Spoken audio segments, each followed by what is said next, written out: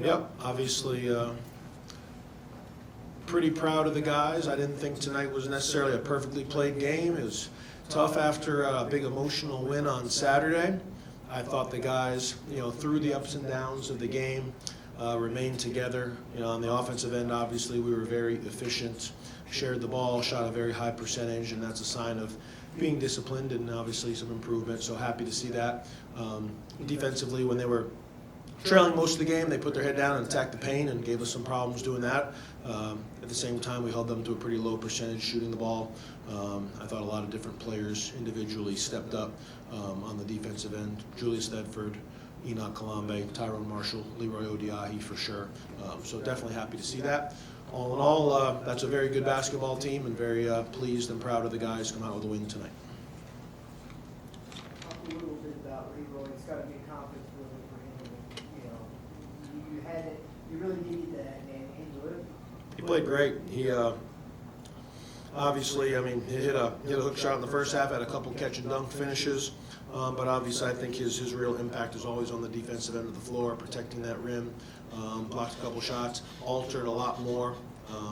Just really took a lot of space and was able, because he did a good job protecting the rim.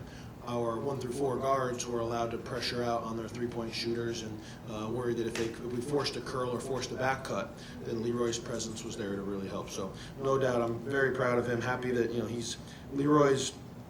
I've told Leroy for 3 or 4 years, and the teams that he's been on, that he's going to be a professional basketball player because he just keeps gradually getting better, and he's always ready. The situation never changes. He's always been the best at important times, at big games. I'm thrilled that he's on our team, and I'm definitely happy for him that he had a great game tonight. A little depleted with only 9 dressing, and he's good to see, to be able to fight through. I know they were a little short-handed too on their side, Yep. But battle attrition, you guys found a way to pull us out. Yeah, the 8 guys that played, and Jalen Dorsey and Tyler Olden both dressed as well. So 10 total, and those 10 guys did a great. Cade Stinnet's redshirting this year. He practiced. Everybody, Cade, Fluff, and JD do a great job every single day, helping our team do better. And they're good players. I know I didn't put Fluff or JD in there in an important moment tonight, but I promise you they're good enough to help us win. I just thought as the game went on, the combinations that we had were pretty successful, and definitely the 8 guys that were in the game tonight did a great job at sticking together.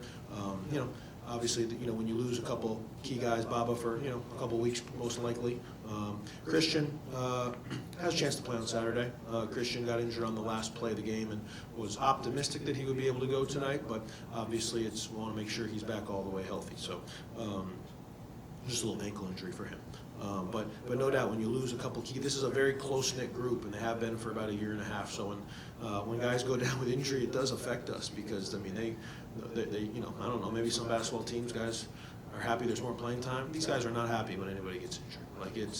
They're a close-knit group that care about one another. So just really emotionally, mentally getting prepared for this game was a little bit of a challenge. But I thought that the 10, 11 guys that have been practicing, and certainly the 8 that played tonight, did a great job at sticking together and executing and being able to come out with a big win.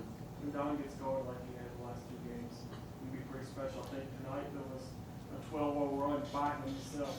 Yeah, that sounds right. When you have 28 points on 12 field goal attempts, that's pretty efficient. 28 points on 9 for 12 shooting is I didn't realize he had that many points because it didn't seem like it was a game where he was just taking a million shots, and it wasn't. But obviously, shot the ball extremely well, and man, to start the game, they were hugged up on him and face guarding and denying him as much as anybody has all year. So he did a good job at staying with it and letting the game come. And then by the second half, when both teams got a little bit tired, obviously it gave him more space and he was able to do some real damage. So you could tell he was the focal point, and rather than forcing the issue, rather than trying to go find his shots on his own, he trusted our team, trusted the process, and ended up having a great game for sure. Player said you mentioned rebounding at halftime. Certainly 10 on the offensive glass. You only wanted for 2 offensive boards the entire night. Kind of says something when you can win a game like this. Well, two difference in the rebounding with only 2 offensive rebounds. Their offensive rebounds concerned me a lot more than ours. Just we did shoot a high percentage. We made 29 shots and missed 20. So obviously it's when you shoot a high percentage, you don't offensive rebound ton, and then naturally with a lead, the guys just, when shots are going in, sometimes players assume they're going in, and when you have a lead, you want to get back on defense. So that side didn't concern me. Their 10 offensive rebounds at half, and even the 14 for the game, obviously they did. We held them to a low percentage, so they missed some shots, but their second chance points certainly. I think it was 11-0 at halftime, and it finished 16-4. So, I mean, we evened that out in the second half. The big kid, number 8, Gama, did a great job. I mean, they kept balls alive, and to their credit, when we didn't have Leroy in the game, they did punish us for going small. Like, they took advantage of their size, and we knew that'd be an area where we had to fight. And I thought in the second half, obviously Braxton ends with 8 rebounds, Julius has 7, Enoch has 7, Tyrone has 5. Those guys definitely gave it a focus and stepped up and cleaned up their missed shots.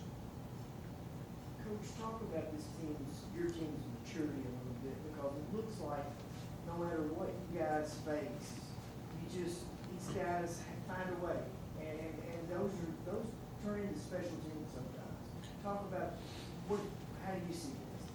Yeah, I think that is the sign of a special team. I guess I think, don't get me wrong, Baba and Christian are elite players. We miss them, but that's not an excuse to not perform tonight. And if first Murray State, I think we're down 22-10. That's not an excuse not to perform in that moment. We're going to always keep battling. I mean, we're going to be a pretty resilient group. I mean, I try to, I guess as a coach, we try to reward toughness and resiliency and fight. And here, I'll give Jalen Jackson a quick mention. He had 4 fouls, and that limited his playing time a little bit.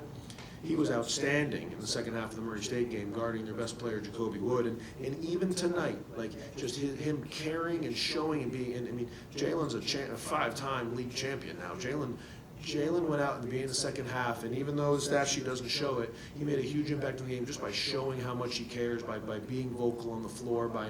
I thought Braxton was had a rough last couple minutes in the first half, and I thought Jalen was able to help Enoch keep going and able to help Braxton get going. So, and then all of a sudden when Braxton gets going, that helps Jalen, picks Jalen up. And Jack Elin went in there and gave us a great stretch. He was, when we extended the lead, Jack and Leroy were both for sure on the floor. So it's just kind of contagious. And I do think, even though we only played 8 guys, that depth and the ability to play different combinations, and to kind of roll with guys that for whatever reason that night are working, is a strength.